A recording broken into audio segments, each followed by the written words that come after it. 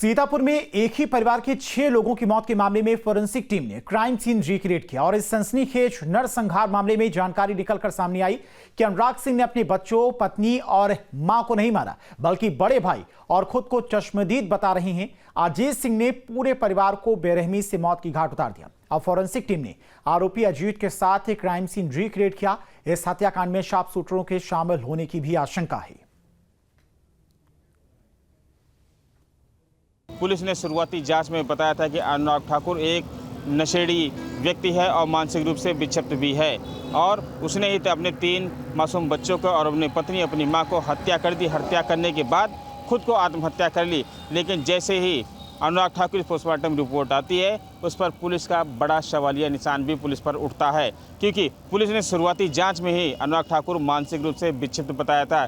जबकि अनुराग ठाकुर काफ़ी पढ़ा लिखा हुआ व्यक्ति था, एग्रीकल्चर इलाहाबाद से भी BSc AJ किया हुआ था और 3 बार सिविल परीक्षाएं भी दिल्ली में दे चुका था।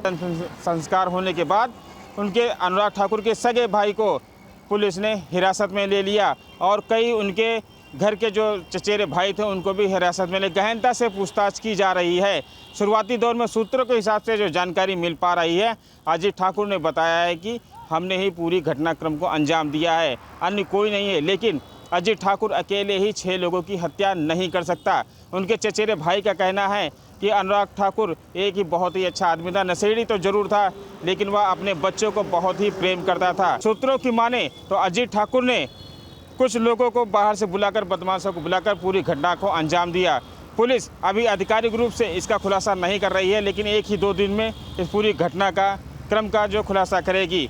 सीतापुर में एक ही परिवार के 6 लोगों की मौत के मामले में फोरेंसिक टीम ने क्राइम सीन रिक्रिएट किया और इस सनसनीखेज नरसंहार मामले में जानकारी निकलकर सामने आई कि अनुराग सिंह ने अपने बच्चों, पत्नी और मां को नहीं मारा, बल्कि बड़े भाई और खुद को चश्मदीद बता रहे हैं अजीत सिंह ने पूरे परिवार को बेरहमी से मौत की घाट उतार दिया। अब फोरेंसिक टीम ने आरोपी अजीत के साथ क्राइम सीन रिक्रिएट किया। इस हत्याकांड में शार्प शूटरों के शामिल होने की भी आशंका है।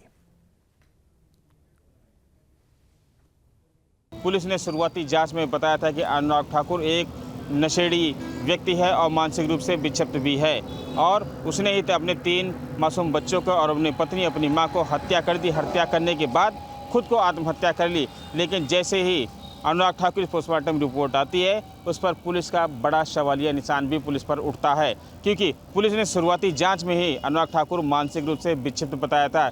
जबकि अनुराग ठाकुर काफ़ी पढ़ा लिखा हुआ व्यक्ति था, एग्रीकल्चर इलाहाबाद से भी BSc AJ किया हुआ था और 3 बार सिविल परीक्षाएं भी दिल्ली में दे चुका था। संस्कार होने के बाद उनके अनुराग ठाकुर के सगे भाई को पुलिस ने हिरासत में ले लिया और कई उनके घर के जो चचेरे भाई थे उनको भी हिरासत में ले गहनता से पूछताछ की जा रही है। शुरुआती दौर में सूत्रों के हिसाब से जो जानकारी मिल पा रही है, अजीत ठाकुर ने बताया है कि हमने ही पूरी घटनाक्रम को अंजाम दिया है, अन्य कोई नहीं है। लेकिन अजीत ठाकुर अकेले ही 6 लोगों की हत्या नहीं कर सकता। उनके चचेरे भाई का कहना है कि अनुराग ठाकुर एक ही बहुत ही अच्छा आदमी था, नशेड़ी तो जरूर था, लेकिन वह अपने बच्चों को बहुत ही प्रेम करता था। सूत्रों की माने तो अजीत ठाकुर ने कुछ लोगों को बाहर से बुलाकर, बदमाशों को बुलाकर पूरी घटना को अंजाम दिया।